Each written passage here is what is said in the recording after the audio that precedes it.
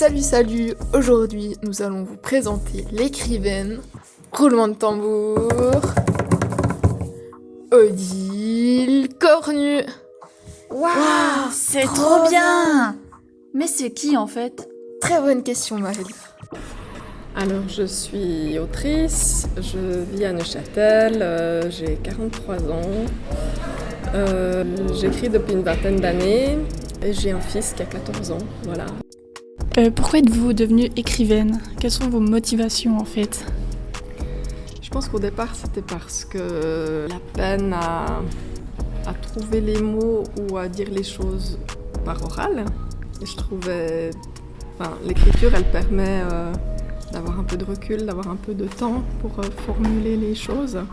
Donc je sais pas, vers l'âge de 10-12 ans, quand j'ai commencé à écrire des petits textes comme ça, pour moi, je pense que c'était surtout c'était un moyen d'expression sur des choses qui me touchaient, que ce soit personnellement ou dans le monde en général, mais une manière d'exprimer ce que je pouvais pas forcément exprimer au quotidien ou face à des gens comme ça.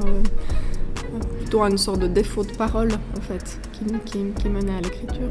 Puis après on voit que c'est aussi quelque chose qu'on peut partager.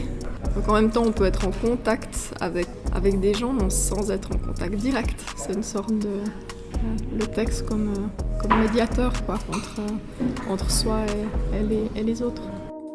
Un écrivain n'est-il pas d'abord un bon lecteur? Lisez-vous beaucoup chez vous? Chez moi ou dans le train, ou ouais, je lis pas mal, effectivement, ouais. Je pense que ça fait... je connais assez peu de gens qui aiment écrire mais qui n'aiment pas lire. Je pense que c'est un peu c'est comme les deux faces d'une même pièce. Par la curiosité aussi de ce qui se fait aujourd'hui. Moi j'aime bien lire aussi ce qu'écrivent les gens aujourd'hui.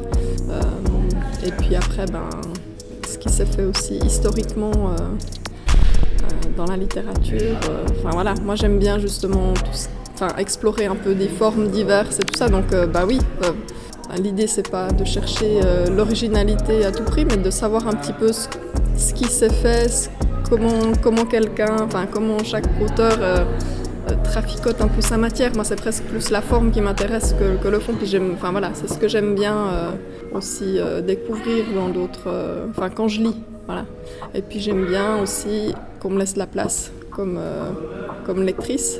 C'est-à-dire, dès qu'un livre essaye de trop expliquer ou de trop un peu bétonner tous les... Voilà, quoi. J'aime pas être trop confortable en fait dans un livre. J'aime bien qu'on me laisse un petit peu du travail pour imaginer, pour un peu compléter. Je préfère quand c'est suggéré et un peu et formellement, intriguant, recherché. Voilà. Donc, est-ce que vous avez toujours voulu être écrivaine et est-ce que vous voyez jusqu'à la fin de votre vie faire ce métier? Oui. Ouais, je pense que l'envie d'écrire, elle me tient depuis très longtemps. J'ai 12 ans, 11-12 ans comme ça. Et puis oui, je pense que c'est pas... j'imagine pas prendre ma retraite d'écrivaine en fait, si c'est ça la question. Je pense que quand on est dans une démarche créative comme ça, c'est quelle que soit la démarche en fait, que ce soit de la peinture ou de la musique, je pense qu'on a toujours ça avec nous en fait. On est accompagné par notre pratique artistique, donc je pense que ça me quittera jamais. Avez-vous un projet en cours, un livre ou... Attention, secret en approche. Il y en a plusieurs, ouais.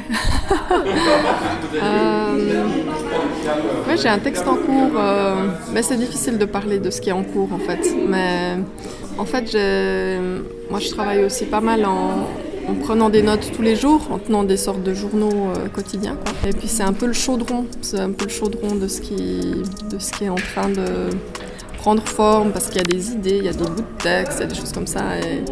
Et puis le plus souvent, les textes ils prennent naissance là. Et puis quand j'ai un peu plus de temps, je me dis alors on est où maintenant? Qu'est-ce qui ressort? Qu'est-ce qui m'intéresse le plus de développer? Il y a cette partie-là. Et puis après, il peut y avoir aussi des commandes. Donc c'est un petit peu les deux possibilités de surgissement des textes. Mais pour l'instant, j'ai pas de commande en cours, mais j'ai plusieurs textes. Il y en a un qui est pratiquement terminé, mais moi j'aime bien prendre aussi un peu de recul sur ce que je fais, laisser comme reposer un moment avant d'y revenir, avoir un œil un peu plus neuf et tout ça. Donc je vous dirai pas ce que c'est, mais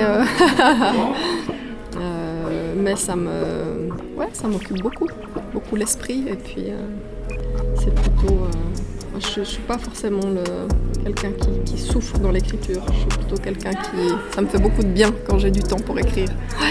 Ouais, voilà, et pleinement sur un projet. Donc voilà, je sais que la semaine prochaine, par exemple, je pars 3 jours à la montagne et puis je fais que ça. Et puis voilà.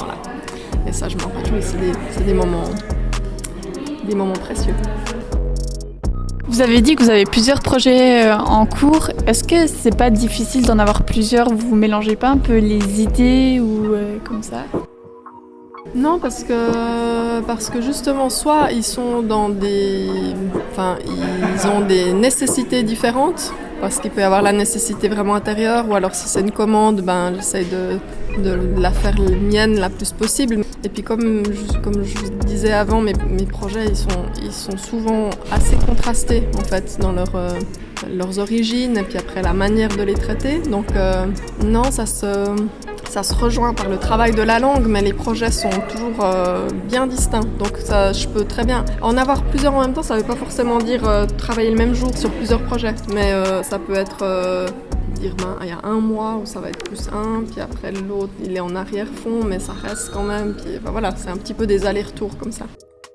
Merci de nous avoir écoutés. C'était Maëlle et Gwendoline.